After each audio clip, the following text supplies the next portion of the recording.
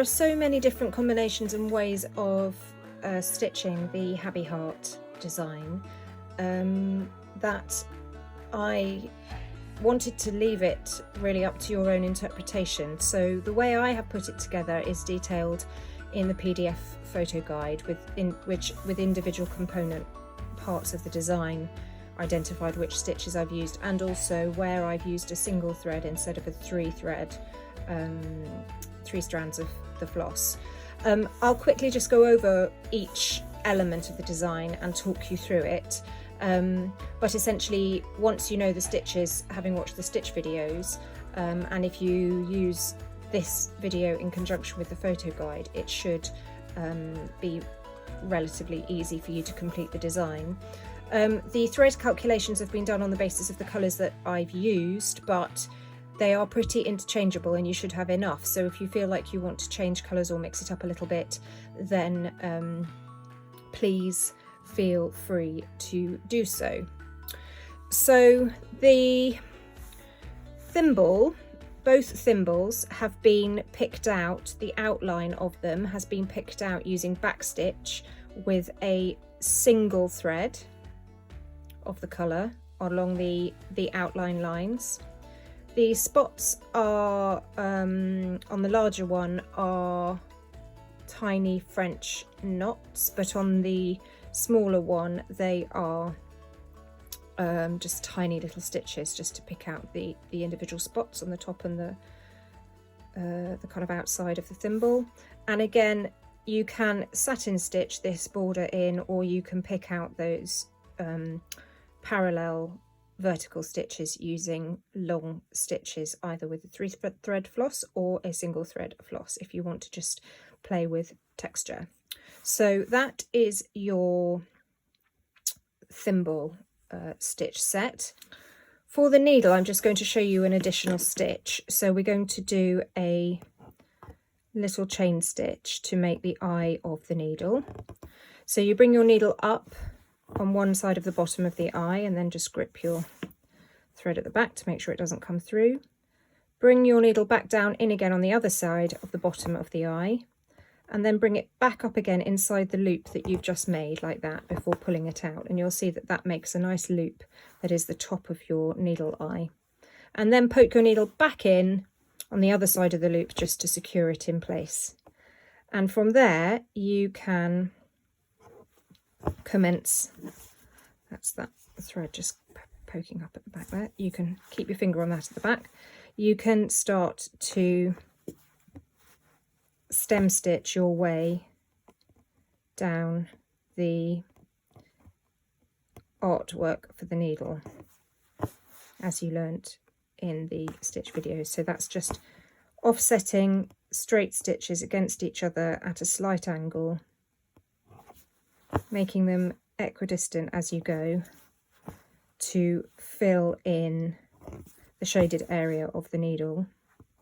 And if you find that you have a little gap, you can just fill in with a half stitch at the top here, just a little stitch to fill in that gap before you complete your full row of stem stitch going, I'm trying to bring my needle up in the right place, your full row of stem stitch going all the way down the needle outline in the design.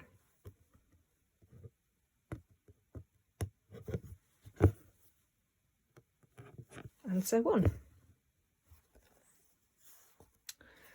Similarly, the pins are also done with a stem stitch, and they have either a French knot at the top with the back stitch going all the way around the outside of it, just to pick out the pin head. So that is the French knot stitch. These dark dots are solid because they are satin stitched circles, not French knots. And you want to cover that whole thing up with satin stitch, but here is where you would just do parallel stitches next to each other, decreasing down to the other side. I can show you that, so that there isn't really enough space to do the more random offset satin stitch that we use on larger areas, like the Sewing is My Superpower design, for example. So here we go. I'm just doing a row of parallel satin stitches, starting at the end, the top and bottom, starting at one side of the circle and moving slowly across, parallel, parallel, parallel to each other, and then decreasing again as you get towards the other side, so that your circle is nicely picked out in stitching and the grey is all covered up, but you get a sort of satiny solid dot as opposed to a raised French knot. I just revisit the French knot again. We've got a pinhead here, so I'm going to come up with that, and we will go, so the thread comes out to the left because my needle is in my right hand and my needle is pointing towards my left hand. I'm going to wrap around 3 or 4 times and go right back in where it's come up, and that makes the dot of your pinhead. Now you can leave it at that, or if you want to, you can backstitch around the outside just to give it further definition and to cover up the grey line that may still be visible, but actually once the knot is in place the grey line will be almost totally invisible. But if you want to pick it out with a backstitch like this, then that's how you do it. So that's just a normal backstitch going around the outside.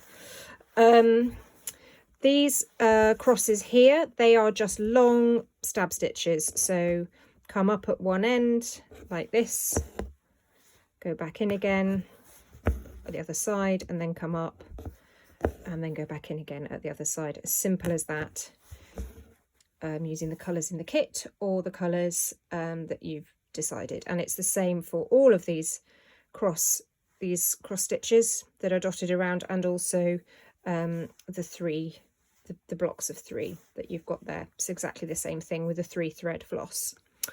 This thread that's weaving through the needle, that's a plain back stitch, and the only thing I would say, I'm going to start here because I want to show you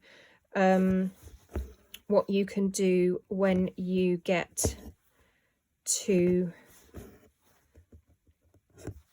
the actual eye of the needle. My thread has doubled over, there we go, just pull that loose. So when you get to the eye of the needle, I'm going to bring the thread up right next to the eye, but not on the eye. And then when I start again, I'm going to bring it up in the middle of the eye and then do one normal running stitch like that, and then continue with my back stitching. So it looks like the thread is weaving through the eye of the needle. And so on, like that for the whole of that, windy line of thread. The safety pins are backstitch around the 2 rows of backstitch around the springy bit of the safety pin with a line of backstitch going up either side, and then satin stitch at the clasp at the top.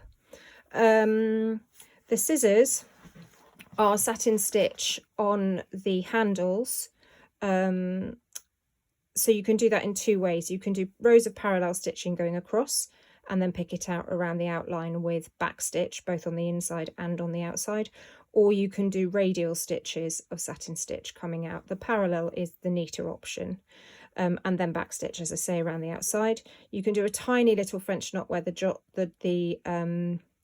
join of the scissor blades is, and then backstitch the outline of the blade in using a single thread of the grey.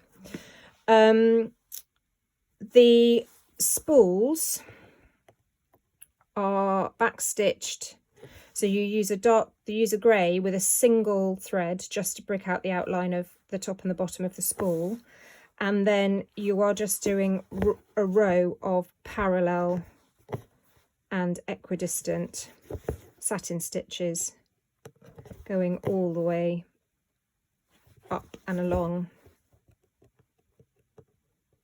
until you've completed the length of the spool. I'm going to run out of thread, but you can see what this looks like there, like that. And finally, oh no, not finally, the tape measure is done entirely in single thread of black. And in the original sample I did, where we have the 5 centimetre or 1 centimetre, if you feel that these individual lines are millimetre marks, where we have the 1 centimetre marks, I did those in an individual bright colour and then did the millimetre marks in dark in between. But everything is done in a single thread, so it's sort of quite light and not too heavy. If you do pick out the millimetre marks in a 3-thread floss, you will just get very solid lines there, and it won't look so good. And then the last elements are the buttons, and I've done 3 separate styles for the buttons.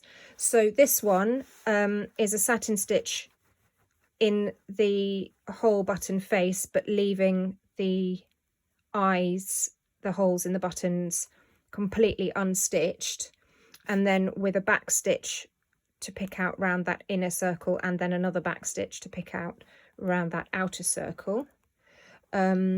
If you look at a photo, you'll see exactly what I mean. In this one, I made it as if it was stitched on. So in these 2 holes, I did 2 lines of parallel stitching, just as if that was a button stitched on, and then a very, very, very narrow satin stitch all the way around to make that a very, very raised bump around the outside of the button. And it's a radial satin stitch, so the stitches are coming out from the center every single time. They're not parallel satin stitches going that way. And then on this one, I did 2 circles of backstitch on the shaded circle line, and then on each of the holes I did a French knot, and all of them are done with the turquoise thread. And that's basically everything you need to know for completing the Habby heart kit. If you're at all unsure, have a look at the photo guide, because that will be very clear on which stitch has been used where and whether it's 3-thread or single thread floss. And really, if you are a beginner embroiderer, stick with everything that I say, and if you're a more advanced embroiderer, feel free to freestyle in terms of how you fill these stitches in. It's kind of designed to be open to interpretation, but as I say, if you're a beginner and you like what I've done in the original sample, just follow the photos in the photo guide and have that next to you as you're going. What I like about this one is it takes a little while to do because there are so many elements, but equally each element is relatively quick, so you could sit down and sort of do 1 or 2 or 3 in an evening and see it come together, and it takes a little bit more time, but also it's quite rewarding because it's different colours and different stitches and lots going on. So yeah, so that is it for the Habby heart.